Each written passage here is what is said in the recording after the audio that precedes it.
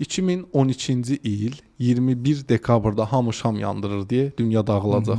Əslində o Şumer təqvimlərinə görə biz boyut dəyişdirirdik. Əslində dünya dağıldı. Necə? 3-cü boyutun oyunu Matrixi dağıldı, 4-cü boyuta keçdik. 4-cü boyut bilgi boyut olduğu üçün indiyə qədər öyrəndiyimiz bütün bilgiləri biz 2012-dən indiyə qədər almışıq.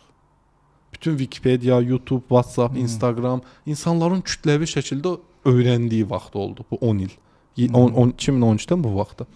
2020-ci il 22 dekabrda biz keçdik 5-ci boyuta. 5-ci boyut oyanış boyutudur. Buna İslamda deyirlər axir zaman, qiyamətə yaxınlıq. Misal, qiyam etmək oyanmaq deməkdir elə, qiyam. O qiyamət qiyam sözündən gəlir. Yəni 5-ci boyut oyanış boyutu olduğu üçün İslam da buna axir zaman deyir. Yahudilər qızıl çağ deyir, xristianlar cənnət çağı deyir. Həmin dövrdəyik. Və fikir versəz 2020-dən bu tərəfə insanlar meditasiya eləyir, nəfəs terapiyaları, kitablar, fərqindəliklər, hamı, yəni ən ucqar kənddə yaşayan insan belə artıq bir-birinə deyir ki, negativ danışma, evrənə bu mesajı ötürdüm, belə oldu, evrənə negativ söz ötürmə. Yəni bildiyin qloballaşdı. Sual yaranır. Nə oldu ki, birdən-birə insanlar əsrlərdə bilinən bilgi bir neçə il ərzində partlamaya keçdi? Çünki səbəb 5-ci boyutda olmağımızdır. Bu boyutda hamı oyanmalıdır. 5 3-də. Bu 5-dir. Biz hal-hazırda 2020-dən bu tərəfə 5-ci boyutdayıq. 3-də idi əvvəl, sonra 4-ə keçdik. İndi keçmişik 5-ci boyuta. Frekans olaraq 5-dəyik. Bundan sonra gəlir 6 və sonra gəlir 7. İndi Nəsimi neçənci boyutdaydı? Nəsimi 7. Misal təslimiyyət boyutu var. Dərvişlər 6-cı boyutdadır. Ora adlanır təslimiyyət. Təslimiyyət necə bir duyğudur? Yəni hər şeyi axışa buraxmaq. Hər şeyi təslimiyyət. Təslimiyyətdə nəyə öyrənirsən? Allaha neçə faiz inandığını. Məsələn, mən bunu öyrənəndə baxdım ki, mən Allaha bəlkə də 30% inanıram. Niyə? Biz deyirik ki, hə, mən xəstəyəm. Allaha dua edirsən ki, Allahım buna şəfa ver və ya mənə şəfa ver.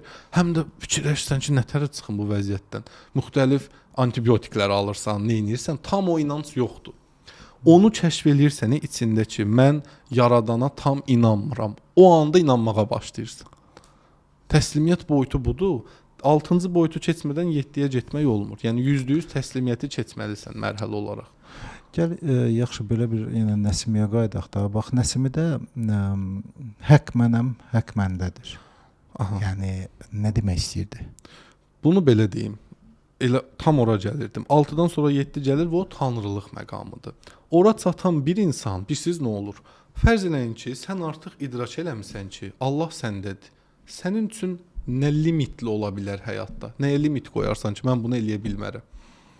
Heç nə. Heç nə. Bax, fikirləşin, desəm ki, gedəkcə Xəzər dənizini yaraq. Mənə necə baxarsan? Suyu ikiyə ayıraq. Gülərsən də, deyərsən eləyə bilərsən, heç bu stəkanı qaldıranmarsan.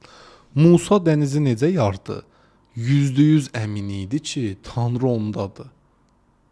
Yəni, peyğəmbərlərlə sizin və mənim aramda olan tək fərq, o 100% inanır, biz 1% inanırıq. Acı reallıq budur. Əgər sən də 100% inansan, mən də 100% inansam, biz də peyğəmbərlərlə eyni güclü olacağıq. Buradakı məna belədir ki, Nəsimi idrak eləyir ki, şuurlu olaraq idrak eləyir ki, tanrılıq gücü var məndə. Yəni, yaradan məndədir. Peyğəmbərlər şuurlu idrak eləməmişdi. Onlara hədiyyə olunmuşdu. Bu amma şuurlu başa düşür bunu. Baxın, adi bir sıravi bir qadını düşünün. Deyək bu Qubanın ucqar bir kəndində yaşayır. Buna deyiblər ki, filan kənddə ağac var, ora qırmızı sap bağlasan niyyətin gerçəkləşir. O gəlir qırmızı sapı bağlayır, ora niyyəti alınır. Düzdür? Amma bunu sən və mən eləyə bilmərik. Bilirsən niyə? Bizi dayandıran şey bilgimizdir. Bilgi, nə qədər bilgili olsan, o qədər inancın aşağı olur.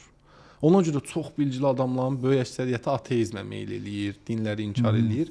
Ümumiyyətlə, çox bilgi kirliliyi insanın inanc səviyyəsini aşağı endirir. Bax, onun indi izahı var da. İnsan bilgisi artır. Baxın, mən desəm ki, bunu düşüncə gücünüzdən hərəkət elətdirin. İç beynində maneə yaranacaq, fizika qanunları gələcək. Axı bu ağırdır, bu burada sürüşməz. Bir çox bəhanə ürətəcək də beynin, belə deyək. Amma heç nə bilməyən adamın ağlına bu gəlmir. O sadəcə düşünür və olur. Ona görə peyğəmbərlər adətən çobanlar idi. Çox sadə yaşayan insanlar idi. Onlar Yox, sadəcə inanırdılar. Başlayırıq da fikirləşməyə. Ağılla fikirləşmək. Hə. Yəni bir necə? Görürsən ki, bunu düşüncə gücü ilə idarə eləyəmirsən, üsulunu tapırsan, ip bağlayıb çəkirsən. Şuurun dövriyə düşür də. Fizika yaranır. Nəsə altına reys qoyursan, nəsə aparırsan. Və burada məsələ budur ki, ilk insanlar var idi, yəni bizdən öncəki yaşamış insanlar. Onların həyat və yaradıcılığına baxanda baxırsan ki, bu adamların bütün yaratdığı hər şeydə inanc var. Misal, mən Memar Əcəmin yaradıcılığına baxıram. Bu insanlar o dövrdə sadəcə bunu inanaraq eləyiblər. Fatih Sultan Mehmet inanır ki, gəmi qurudan yeriyər, qurudan gəmi yeridir. Biri dənizi bölür ikiyə, biri ayı yarır, biri ölünü dirildir. Bunlar elmdən üst-üstə düşmür. Elmdən üst-üstə düşmür deyə baxırsan ki, bunu ancaq böyük bir inanc sahibi eləyə bilər. Yəni həqiqətən Allahı tanıyan biri eləyə bilər. Başqa biri eləyənməz. O leveldə olanda, yəni mərtəbə olaraq.